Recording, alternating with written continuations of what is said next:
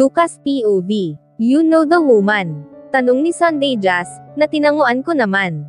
Tiningnan niya ako ng malalim, na tila hindi makapaniwala.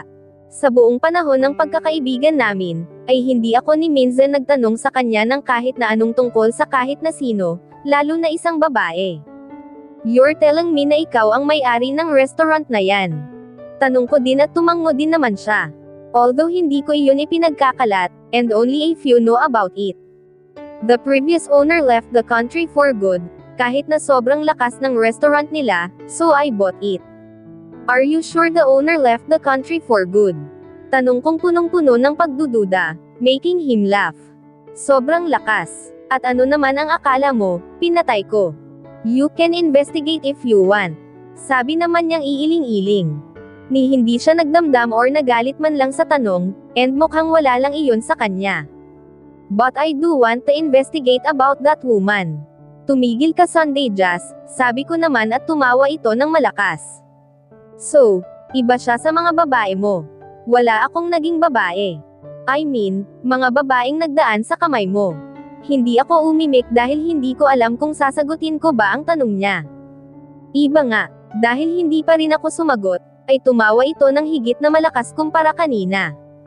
Can you shut up? Inis kong sabi. Then you really need to watch your woman. According to the staff ng restaurant, ay nag-start iyon noong gabing magkasama kayo. Napatingin ako sa kanya ng kunot ang noo. Siyempre tiningnan ko rin kung anong nangyari noong gabing iyon, and found out that you were the man my staff has told me about. And if I am Martina, I will really do that to Alexa, because you couldn't keep your eyes off of her. Don't let her work too much. She's attending school in the morning. What? My business has to sacrifice for the love of your life. He exclaimed. She's not the love of my life. Then who is she then? Just someone I am taking care of at the moment. Pwede ba yun, man?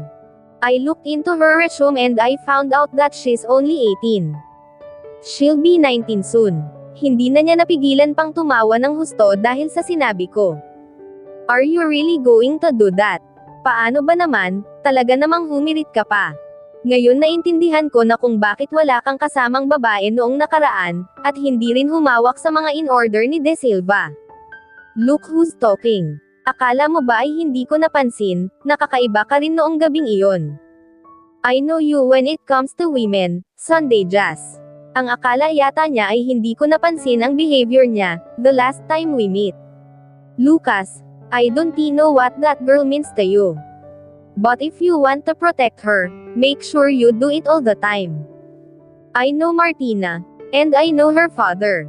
Tumango ako sa kanya at saka nagpasalamat.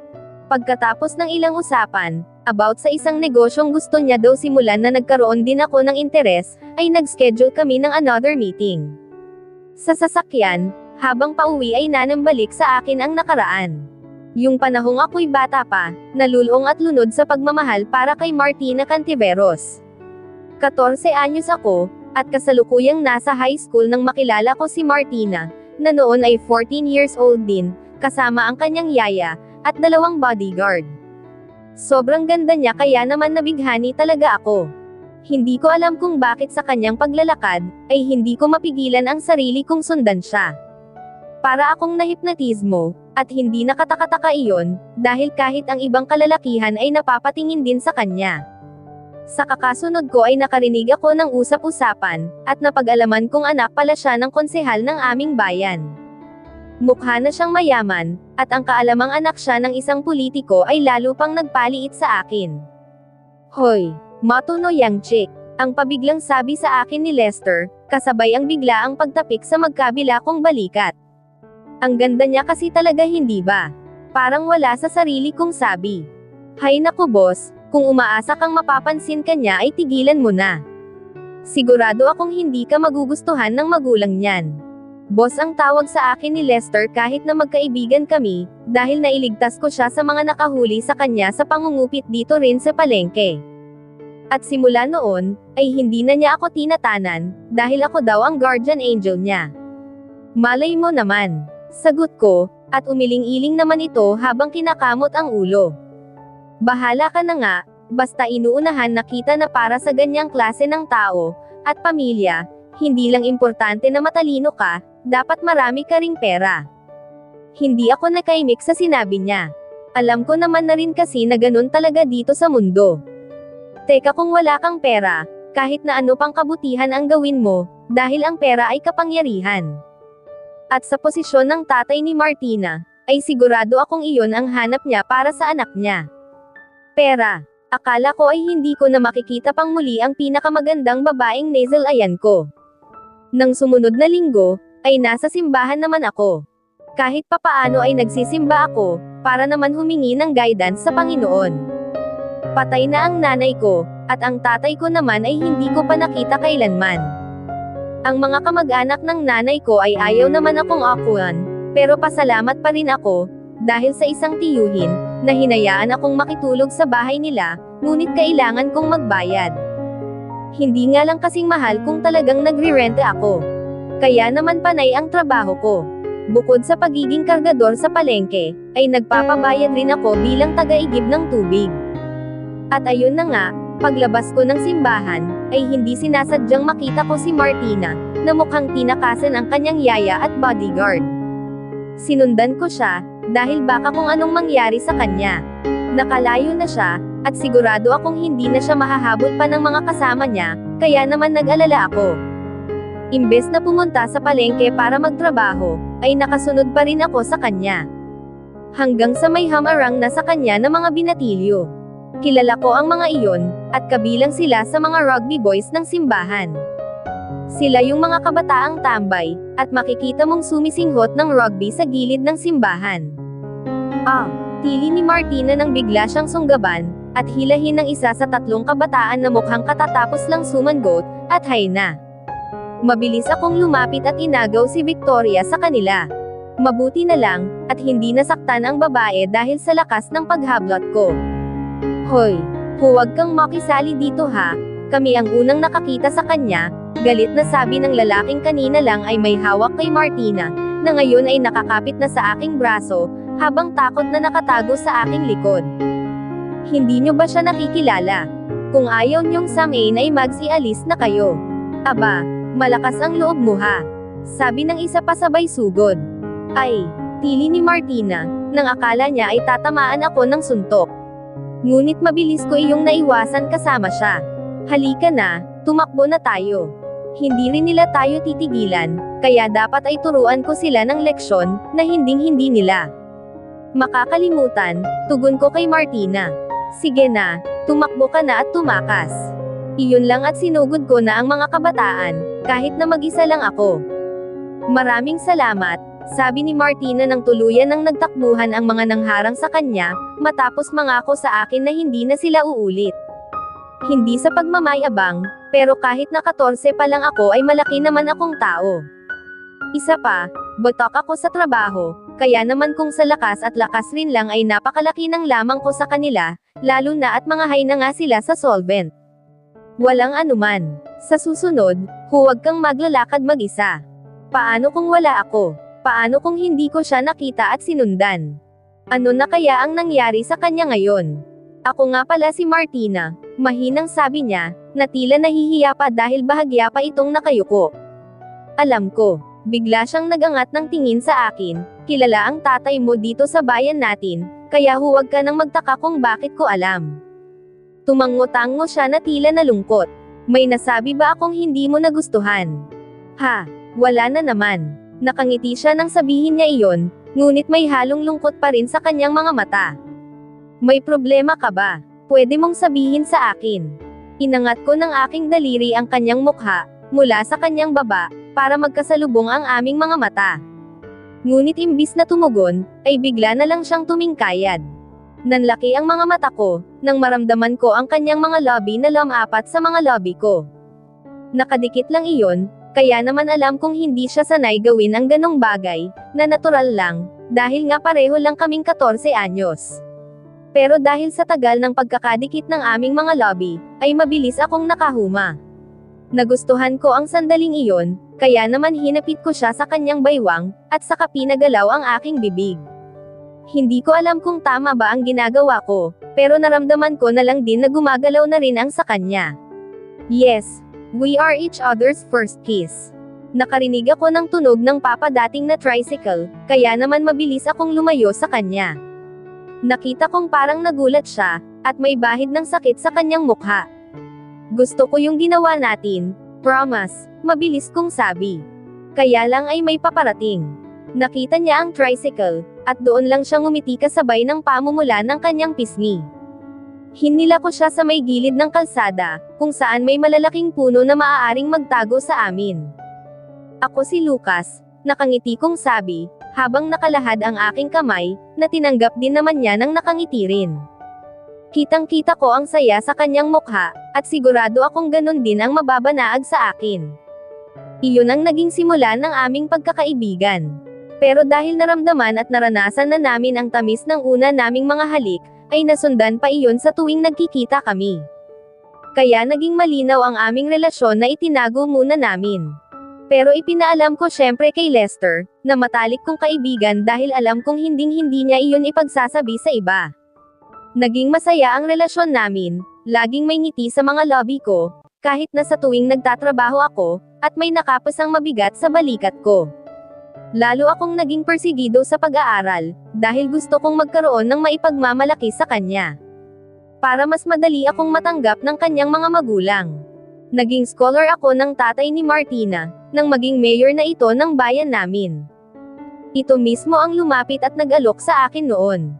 Habang kausap ko siya ay napakabait nito, kaya naman inakala ko na hindi ito kagaya ng ibang mayaman na matapobre. Isa pa ay ganun din ang tingin sa kanya ng mga taga-Candaba. Madalas na lalo siyang makita sa buong bayan, na pumupunta sa mga mahihirap at nakikipag-usap, at nakikipagtawanan sa mga ito. Kami naman ni Martina ay naging masaya pa rin. Hindi pa namin pinapaalam ang aming relasyon sa kanyang mga magulang, pero kung hilingin naman niya ay handa naman ako. Sa kanyang ika-18 kaarawan, ay imbes na regaluhan ko siya, ay ako pa ang niregaluhan niya. Iyon ang unang beses na may nangyari sa amin. Mahal na mahal kita, Lucas, at ito lang ang tanging paraan na alam ko, para maipadama sa iyo yun, sabi niya matapos ang aming unang pagniniig. Hinalikan ko siya sa kanyang ulo at sinabi, "Thank you, love. Pero alam ko na mahal mo ako. Hindi ko kailanman inisip na hindi, at gusto kong malaman mo na mahal din kita. Ikaw lang ang babaeng pakamamahalin ko, at handa akong gawin ang lahat, upang mapatunayan ko lang yan sa'yo." Naramdaman ko ang mahigpit niyang pagyakap sa akin, na akin din namang sinuklian. Nasa isang mumurahing motel kami, pero nasaya ako na hindi na niya alintana iyon. Sinikap ko na maitago ang kanyang katauhan, nang pumasok kami doon, dahil ayaw ko rin namang bigyan ng kahihiyan ang tatay niya, at baka maging dahilan pa ng pagdisgusto niya sa akin kapag nagkataon. Masayang masaya ako, at akala ko ay hindi na matatapos iyon. Nag-aaral ako sa kolehiyo sa tulong na rin ng tatay ni Martina, habang patuloy pa rin ako sa pagkakargador. 10 beses pa ang naging pagsisigasig ko sa pag-aaral, at naging excited pa para sa aking graduation, na alam kong malayo pa naman. Pero hindi ko na mapigil ang maramdaman ang sobrang kaligayahang dulot ng inaakala kong magiging pagtanggap sa akin ng ama ni Martina. Ngunit lahat ng kaligayahang iyon ay naglaho, nang magdesisyon akong maging tanga. Idinilat ko ang aking mga mata, at napansin kong papasok na ang sinasakyan ko sa aking property. Hindi ko akalain na maiisipan ko pang balikan ang mga alaalang yon. Naisip ko bigla si Alexa, ano nga ba siya para sa akin? Siguro ay naaawa lang ako sa kanya, na may halong libog, dahil alam kong hindi naman ako mabuting tao. Siguro ay dahil alam kong sinasamantala ko ang kabataan niya, kaya naman ang protektahan, at mag-provide sa kanya ang naisip kong paraan, para kahit paano ay may mapalan naman siya sa akin, dahil wala naman siyang ginawang masama against me. Tama, iyon lang yun at wala nang iba. Wala nang iba pang kahulugan ang mga bagay na ginagawa ko para sa kanya, dahil isa rin siyang babae, at alam kong hinding-hindi niya matatanggap ang pagkatao ko pati na rin ang uring pamumuhay ko. Siya ang aking matatawag na salvation. Ang aking anghel. Para mapatawad ako ng Diyos sa mga kasalanan ko. Martina POV. Iha, where have you been last night? Tanong ng aking dad, matapos kong maupo sa hapagkainan. Tanghali na nga ako gumising, para hindi ko siya makita, at mukhang anabangan pa niya talaga ako. Dahil lagpas na ang oras ng tanghalian, ay ngayon pa lang din siya kumakain. Eat with friends dad, why? Mahinahon kong sagot sa pinaka-hate kong tao sa mundo, ang aking ama na si Arturo Cantiveros ang kinikilalang pinakamabait na government official ng bansa. Are you sure? Tanong niya, at nakita kong nakataas ang kanyang mga kilay nang bumaling ako sa kanya ng tingin. Ayaw kasi nito na hindi nakatingin sa kanya kapag kinakausap. Yes, Dad. Why? Did something happen? Tak ang tanong ko pa. You have to be careful, dahil ang kaibigan mong si Odette, ay napagtripan ng mga kabataan, ayon nasa ospital at bagbog sarado. What? Kagabi lang ay kasama ko pa siya, sa panggugulpi sa malanding waitress na yon. Sino daw po ang gumulpi? Nakikinig ka ba? Sinabi ko nga mga kabataang tambay. Babae at lalaki na mga walang magawa sa mga buhay nila, kaya ayon, mga hampas lupa pa rin. Galit niyang sabi. Ayaw na ayaw kasi nito ang inuulit ang kanyang sinasabi. I'm sorry, Dad. Siya nga pala, kayo ni Narciso ay umayos-ayos, at baka hindi kita matansya. Mag-asawa na kayo kaya dapat iwasan yung makita kayo ng mga tao, na may mga kanya-kanyang mga kabit. Napaismid ako, ngunit hindi ko ipinakita iyon sa kanya, dahil alam kong sesemain lang ako. Siya naman ang dapat sisihin, kung bakit ganito ang aking buhay. Pinilit niya akong magpakasal sa mama's boy, at babaerong lalaking iyon, dahil lang sa kailangan niya ng pera, para sa pagtakbo niyang senador. At saka, kung uuwi ka rito, ay siguraduhin mong may maganda kang may dadahilan, dahil ayaw na ayaw ko na magkaroon ka ng kahit na anong iskandalong makakasira sa pangalan ko. Naintindihan mo? Yes, Dad. Wala akong ibang maisagot kung hindi iyon. Nagpatuloy kami sa pagkain, at hindi na ako umimik, dahil hindi na rin niya ako kinausap. Ganito na kami noon pa man, kahit na noong nabubuhay pa ang mommy ko. Hindi naman siya dating ganyan, natatandaan ko pa na napakabuti niyang ama sa akin, at asawa sa mommy ko. Pero nang magsimula na siyang maging politiko, ay nagbago na rin ang ugali niya. Naging sakam siya sa kayamanan, at kapangyarihan. Ni hindi ko siya nakitang nagluksa nang mamatay si mom. Masyado na siyang kinain ng kasikatan niya, at pati ako ay idinamay pa niya, at pinilit na saktan ang lalaking mahal ko, at mahal ako. Bumalik ako sa aking silid, pagkatapos kong kumain, habang siya naman ay may kailangan daw puntahan na kumpare. Na kung hindi ko pa alam, ay mga kapwa niya lang tiwaling politiko, at magkikita lang sila para mag-inuman at mambabae. Kinuha ko muna ang cellphone ko na nasa bedside table, saka ako humiga para mag-scroll sa aking social media account. Hindi ko alam kung ano ang sinasabi ni Dad na ginulpi daw si Odette. Nanlaki ang aking mga mata, nang makita ko ang itsura niya sa mga larawang nakapost online. Sino ang may gawa sa kanya nun? Napaisip akong bigla kung yung waitress ba, dahil wala naman akong alam na ginawan namin ng hindi maganda kung hindi siya. Ngunit mahirap naman din na paniwalaan iyon, dahil mukhang hindi naman adik ang babaeng iyon. Nag-scroll pa ako, at ang sumunod kong nakita ay ang mga shared post ng ibang friends ko sa social media, tungkol sa tatay ni Ana na si Carlo Cortez, na nahulihan naman ng ipinagbabawal na gamot kanina lang ding umaga. Coincidence lang ba na ang dalawang kasama ko kagabi ay sinapit ang ganito? Paano kung ako naman ang isunod, ng kung sino mang gumawa nito sa kanila? Malalantad ba ang pangangagat ko? Hindi pwede. Hindi pwedeng mangyari iyon. Hindi naman ako takot kay Narciso, dahil alam kong may babae din siya. Ang iniisip ko ay si Dad, na alam kong babawian ako, kapag nadawit ang pangalan niya sa kahit na anong iskandalo na kinabibilangan ko. At hindi malabong mangyari iyon, dahil nga sa anak niya ako. Mabilis akong bumangon, at nagbihis. Kailangan kong maagapan ang kung ano mang pwedeng mangyari, kung ayaw kong itigil ni Dad ang pagsustento sa akin. Yes, hanggang ngayon ay nakaasa pa rin ako sa father ko. Ang asawa ko ay hindi ako binibigyan ng pera, dahil sa papel lang naman daw kami kasal, at nakalagay naman daw iyon sa kasunduang pinirmahan namin nila Dad.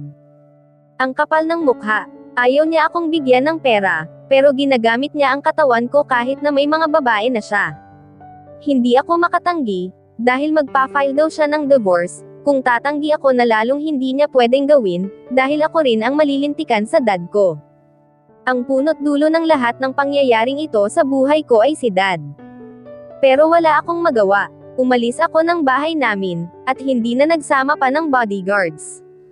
Actually, matagal ko nang ginagawa ito, iba lang nang nakaraang gabi, dahil nga sa kagustuhan kong masaktan ang waitress na yon. Bigla akong napatigil, baka iyon ang susunod na ilabas, ng kung sino mang gumawa nun sa mga kaibigan ko. Naalala kong sinabi ng manager ng restaurant na may CCTV sila. Dali-dali ay nag-drive ako papuntang restaurant. Ngunit pagdating ko doon ay ayaw na akong papasukin ng guard. What? Do you know who I am? Galit kong tanong. Nakaramdam ako ng pagpakapahiya, dahil may mandilan-ngilang tao na kasabay ko sanang papasok. Opo ma'am, kaya nga po hindi po kayo pwedeng pumasok dito. Ipinaban na po kayo ng employer namin, dahil sa pananakit nyo sa isa sa mga waitress namin. Magalang naman ang pagkakasabi niya, ngunit nagpanteng pa rin ang tenga ko. Ano? Seryoso ba ang amo mo? Sino ba siya? Yabos mo siya, at nang makita niya ang hinahanap niya. Ang sabi po ng amo ko, ay kung magpupumilit daw po kayong pumasok, ay ipapapost daw niya sa mga social media ang mga ginawa niyo po sa staff namin, at babanggitin din doon na anak ka ni Senator Cantiveros. Natigilan ako at biglang natakot, dahil hindi iyon pwedeng malaman ni Dad. Kahit na nahihiya at nagagalit, ay umalis na ako ng restaurant. At least alam kong hindi nila ipopost iyon. Kaya siguro wala pang nangyari sa akin, dahil hindi rin nilalabas ng restaurant ang video. Medyo nakaingga ako ng maluwag, dahil sa naisip ko. At sigurado ako doon dahil na rin sa sinabi ng guard. Ang kailangan ko lang malaman, ay kung sino ang may kagagawan ng mga iyon sa mga kaibigan ko, at kung bakit hindi ipinalabas ng restaurant ang footage. Martina, anong ginagawa mo dito? Tanong ng asawa kong walang kwenta. Sa totoo lang, maliban sa pera nito, ay wala nang akong makita pang iba na pwede kong magustuhan sa kanya. Kahit na sinong babae ay hindi rin siya titingnan man lang, kung wala rin siyang pera, o kung hindi siya nakasakay sa mamahaling sasakyan. Nakalimutan mo na ba, bahay ko rin ito? Tanong ko rin. Akala niya yata ay hindi ko siya sasagutin. Dati kasi ay hinahayaan ko lang siya, wala akong pakialam ano man ang sabihin niya. Pero sa nangyayari ngayon sa buhay ko, ay wala na akong pakialam. Nilagpasan ko lang siya, at dumiretso ako sa silid namin. Ang mga katulong ay alam na alam ang mga nangyayari dito sa loob ng bahay. At alam ko rin naman na naka-broadcast na rin iyon sa bawat pamilya nila. Ipinagtataka ko nga kung bakit hindi pa kumakalat ang balitang ito sa buong bansa, gayong napakatunog ng pangalan ng dad ko, bilang nangungunang kandidato, sa pagkapresidente sa susunod na taon na halalan. Pagpasok ko sa kwarto, ay sinalubong ako ng nakahigang babae sa aming kama. Sino ka? Galit kong tanong, at saka siya sinunggaban, at sinabunutan bago ko siya kinaladkad palabas ng kwarto. Araoy! Araoy! Narciso! Narciso! Sigaw pa niya. Hanggang pagbaba ng hagdanan, ay kalakaladkad ko siya, at saka ko lang binitawan ng pahandusay sa sahig, nang makarating kami sa living room, kung saan prenteng nakaupo sa malaki namang couch ang makapal ang mukhang asawa ko, habang hawak ang tasa ng kape. Hinay-hinayan mo naman, Martina. Kapag nagsumbong yan sa pulis, ay siguradong mahihila ang pangalan ng ama mo. Sa tingin mo ba ganun ang mangyayari? Tanong ko sa magaling na lalaking ito.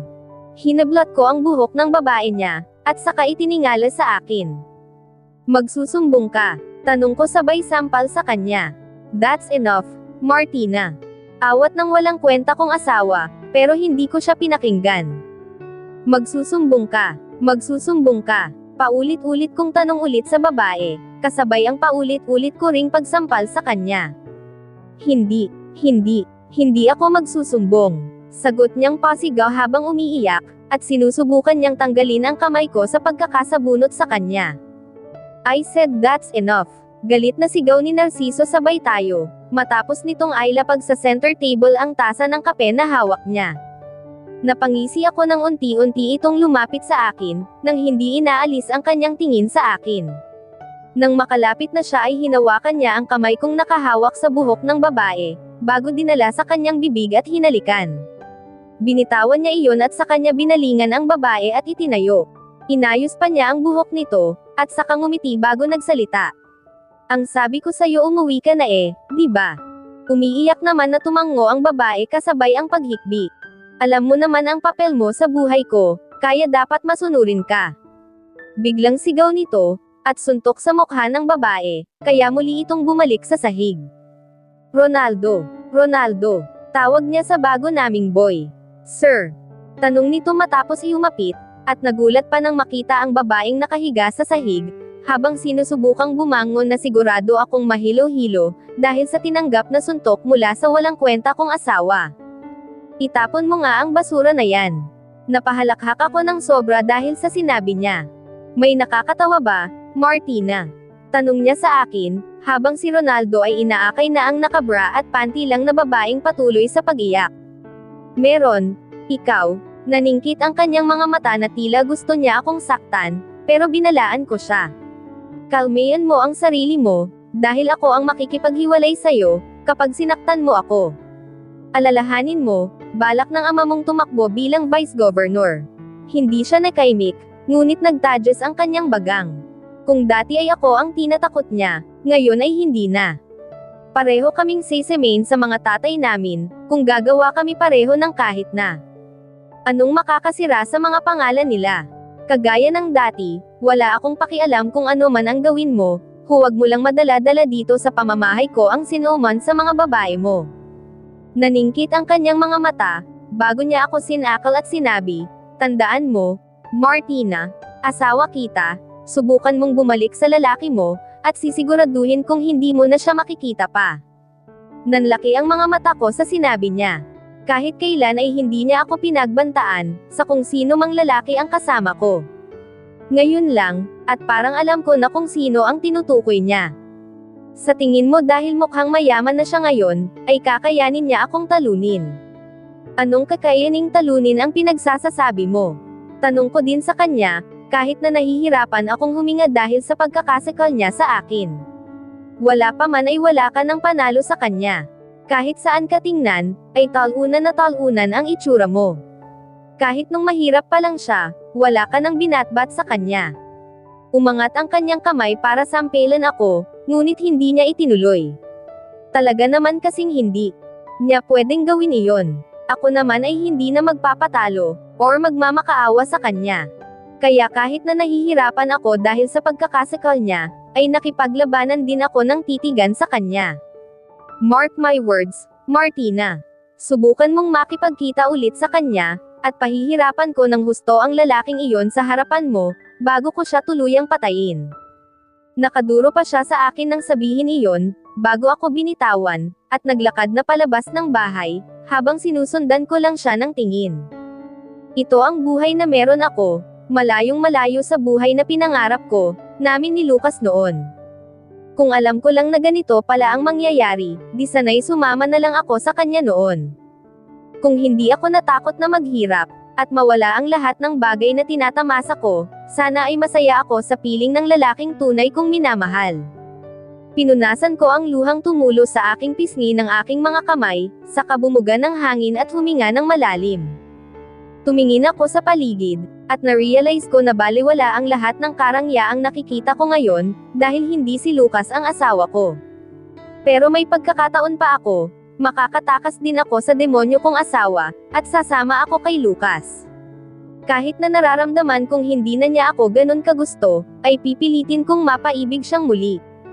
At hindi ang waitress na iyon, o ang sino mang babae ang makakapigil nun. Nagsimula na rin akong lumakad palabas ng bahay, dahil wala na ring saysay ang ipinunta ko dito.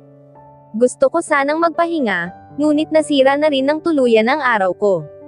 Papalapit na ako sa aking sasakyan, nang marinig ko si Ronaldo na may kausap.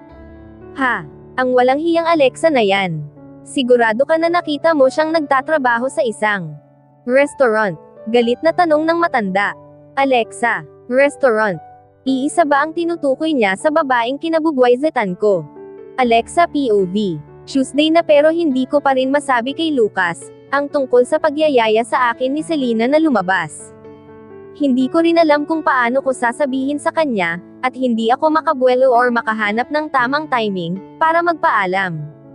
Mula noong Sabado na nagising akong wala na siya sa higaan, ay hindi pa kami nagkaroon ng pagkakataon na makapag-usap, dahil lagi siyang wala sa bahay. Ni hindi na nga kami nagkakasabay sa pagkain, at nagtataka rin ako, kung bakit biglang nawala ang kapatid niya.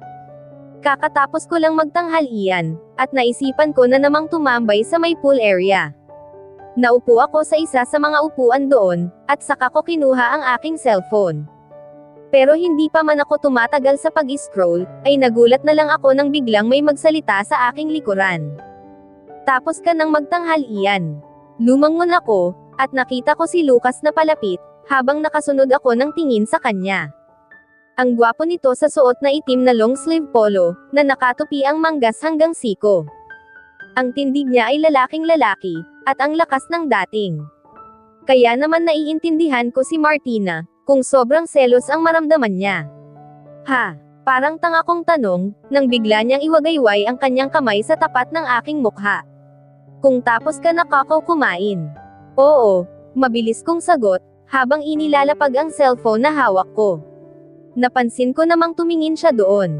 Tigilan mo ang kakanod ng mga kung ano-anong balita, or content ng kung sino-sino, dahil hindi naman lahat yan ay totoo. Tinitingnan ko lang naman. Sigurado ka, wala kang pinapaniwalaan sa mga napapanood mo? Tanong ni Lucas. Depende kung kapanipaniwala. Ikaw ang bahala, basta sinabi ko na sa'yo, na huwag mong paniniwalaan ang kung ano mang napapanood mo, na maaaring makapagpasama lang ng loob mo. May ibig ba itong sabihin?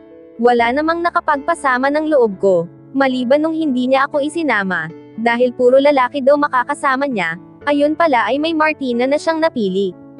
Lucas, tawag ko sa kanya, kasabay ng paglalaro ng aking mga daliri, habang nakatingin naman siya sa akin, at naghihintay ng sasabihin ko. Magpapaalam sana ako. Nakita ko ang pagkunot ng kanyang noo pagkasabi ko nun. Pero kung hindi ka papayag okay lang. Mabilis kong kabig kasi baka magalit na naman siya. Can you just say, kung ano ang gusto mong sabihin? Baka kasi magalit ka eh. Huminga siya ng malalim, bago bumuga ng hangin. Kung nakakagalit pala ang sasabihin mo edi huwag mo nang sabihin. Tapos ay tumayo na ito, at syempre ay tumayo rin ako, at sinundan siya, dahil nagsimula na itong maglakad papasok ng bahay. Ang akala ko ay sa opisina niya siya tutuloy, ngunit pumunta ito sa hagdanan at umakyat. Nakasunod pa rin ako dito hanggang sa pumasok siya ng aming silid. At nagulat na lang ako ng pagharap ko sa kanya, matapos kong isara ang pintuan, ay bigla na lang niya akong buhatin at isandig doon. What is it, baby? Tanong ni Lucas. Nahigit ko ang aking paghinga, dahil sa sobrang lapit ng mukha niya sa akin. Nararamdaman ko ang hininga niya na pumapaypay sa mukha ko, at hindi ko maiwasan ang bahagyang mapapikit dahil sa bango nun. Simula noong Sabado, ay hindi rin kami nagkaroon ng pagkakataon or oras, na maging intimate sa isa't isa, kaya hindi ko na mapigilan ang maging feeling excited, ngayong magkadikit ang aming mga katawan. Ha? Lutang kong tanong, dahilan para makatanggap na naman ako ng pitik sa noo mula sa kanya. Araw sasabihin mo ba kung ano ang gusto mong sabihin or hindi? Tanong ni Lucas. Ulit, is he in the mood? Baka kasi bigla itong magalit, ayaw ko pa naman ng ganun siya, dahil nakakatakot ito. Alanganin akong ngumiti sa kanya, pero sinikap ko na maging maganda ako. Nakita ko ang pagkunot ng kanyang noo, kasabay ang pagsalubong ng kanyang kilay, bago ko hinimas-himas ng may paglalamang ang kanyang dibdib. He muttered, bago hinuli ng isang kamay niya ang aking mga kamay, habang ang isa ay nakasalo sa likuran ko, para siguro hindi ako dumausdas pababa. Just say it, and stop teasing me, baby, or hindi mo na magagawang sabihin ang gusto mo pang sabihin, dahil sa ibabaw ng kama tayo mauuwi. Nakaramdam ako ng kakaibang kilig, dahil may bahagi ng katawan ko na yun ang gustong mangyari. Ngunit kailangan ko talagang magpaalam, dahil parang nagustuhan ko na rin ang ideya ni Selena na magkita kami. Tumikim muna ako, bago ko nilaro ng aking dalawang hinlalaki ang kamay ni Lucas, na nakahawak sa mga ito. Gusto ko sanang lumabas kasama si Selena. Lumabas. Taas ang kilay na tanong ni Lucas, na tinanguan ko naman. Tumawag kasi siya sa akin, and niyaya niya ako. Gusto daw niya masiguro na okay lang ako, dahil hindi siya makapaniwala nang sabihin ko sa kanya iyon. At bakit hindi siya makapaniwala? Nalimutan mo na ba? Alam ng mga taga sa amin na ako ang ipinambayad sa iyo nila Tita Soledad, kaya akala niya ay inaabuso na ako dito. So, nag-aalala siya sa'yo. Parang ganun na nga. Ano naman ang mapapala ko, kung papayagan kita? Tanong ni Lucas, bago inilapit ang kanyang mukha, at naglanding ang mga labi niya sa aking leeg, at banayad na halikan iyon, dahilan upang mapasinghap ako. Nahiklat ko ang kanyang balikat, dahil sa kiliting binibigay ng paglandas niya sa aking leeg. You haven't answered yet, baby. Anong mapapala ko kung papayagan kita? Patuloy ni Lucas sa pagtatanong. Wala naman akong may o-offer. Sabi ko na paungol, dahil sa pagsapaw ng kamay niya ang katawan ko. Baby, hindi mo alam. Naglalaway ako sa katawan mo. Try to bargain with it. Magkahinang ang aming mga mata, nang sabihin niya iyon, at nakaramdam ako ng sobrang kaligayahan, dahil sa sinabi niya. Pero sa'yo naman na ito at wala nang iba, nahihiya kong sabi, at malamang, ay pulang-pula na rin ang mukha ko. Para ko na rin kasing inamin na gusto ko siya. Say it again, baby. Sabi ni Lucas. Sabihin mo ulit yon, sabi niya. Sabihin mong akin ka lang, na akin lang ang katawan mo. Magkahinang ang aming mga noo, at sa totoo lang ay ramdam na ramdam ko ang pagnanasa sa tono ng kanyang boses. O Lucas, sa'yo lang ako, at ang katawan ko. Pagkatapos nun, ay sinakop na ng bibig niya ang bibig ko. Tinugon ko naman din ng buong alab ang kanyang mga halik, dahilan upang magninggas ang init na unti-unti nang bumabalot sa buo kong katawan. At dito na po nagtatapos, ang ika-6 na kabanata ng ating kwento. At sanay muli niyo po akong samahan sa mga susunod pang kabanata. Maraming salamat po, ingat po tayong lahat.